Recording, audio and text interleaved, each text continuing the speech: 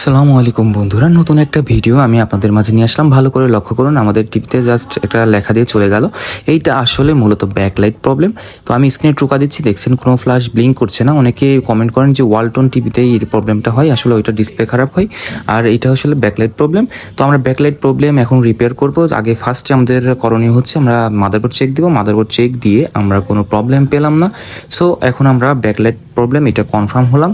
Confirm হওয়ার জন্য backlight change করার জন্য আমাদের উপরের বারটা খুলতে হবে। আমরা খুব সেফলি উপরের বার খুলে নিলাম। এখন আমরা ডিসপ্লেটা উঠাবো। ডিসপ্লে উঠানো খুবই সিনসিয়ার কাজ, খুবই রিস্কের কাজ। এটা আসলে অভিজ্ঞ কোনো লোক ছাড়া এটা করবেন না। তো আমরা এখন এই ডিসপ্লেটা উঠাই নিচ্ছি। উঠাই নিয়ে আমাদের নিচে যেই সাদা পেপার দেখতে পাচ্ছেন, এটার নিচেই ব্যাকলাইটটি আছে। আমরা সেই ব্যাকলাইটটি চেঞ্জ করব।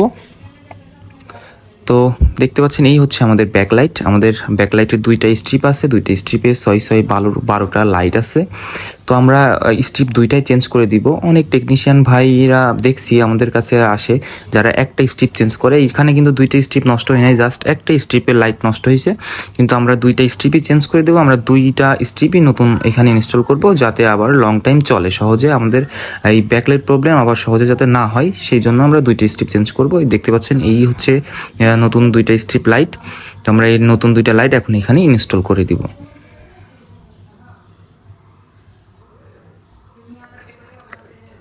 তো আমি পুরাতন দুইটা লাইট খুলে নিলাম। তো আমাদের লাইট ইনস্টলেশন শেষ। এখন আমি আবার যেভাবে লাইট খুললাম ঠিক সেভাবে নাট মেরে দেবো। এখন আমি নাট মারা শেষ হয়ে গেলে আমি আবার চেক দিব যে আমাদের লাইট ইনস্টল সাকসেসফুল হয়েছে কিনা। তো দেখতে পাচ্ছেন 12টা লাইটই বেশ সুন্দরভাবে জ্বলতেছে। আমি এবার উপরের পেপারটা বসিয়ে দিলাম। বসিয়ে দিলে আলোর ফোকাসটা আরও বেড়ে যায়। তো এবার হচ্ছে এই লাইট চেঞ্জের মেন পার্ট, এই ডিসপ্লে সেট আপ করা। ডিসপ্লে যদি আপনার ফ্রেমে পারফেক্টভাবে অ্যালাইনমেন্ট না হয়, পারফেক্টভাবে না বসে, তাহলে কিন্তু ডিসপ্লে ব্রোক হয়ে যাবে। আপনি যখন উপরের পার্টটা লাগানোতে হবে সেই সময় ডিসপ্লেটা ভেঙে যেতে পারে। সো এই কাজটা অনেক দেখে শুনে করা লাগবে।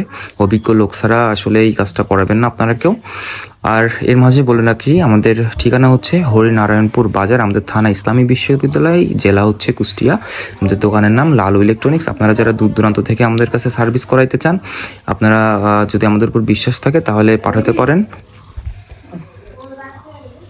তো আমাদের উপরের এই বার লাগানো শেষ। এখন আমরা চেক দিব যে আমাদের ডিসপ্লে গ্রাফিক্স দেখা যায় কিনা। আগের যেই শুরুতে যে প্রবলেমটা দেখলেন ওই রকম কোনো প্রবলেম হয় কিনা। আশা করছি আমাদের ডিসপ্লেটা সাকসেসফুলভাবেই বসছে আর লাইটটাও সাকসেসফুলভাবে ইনস্টল হয়েছে। তো আমি এখন টিভিটা ওপেন করব।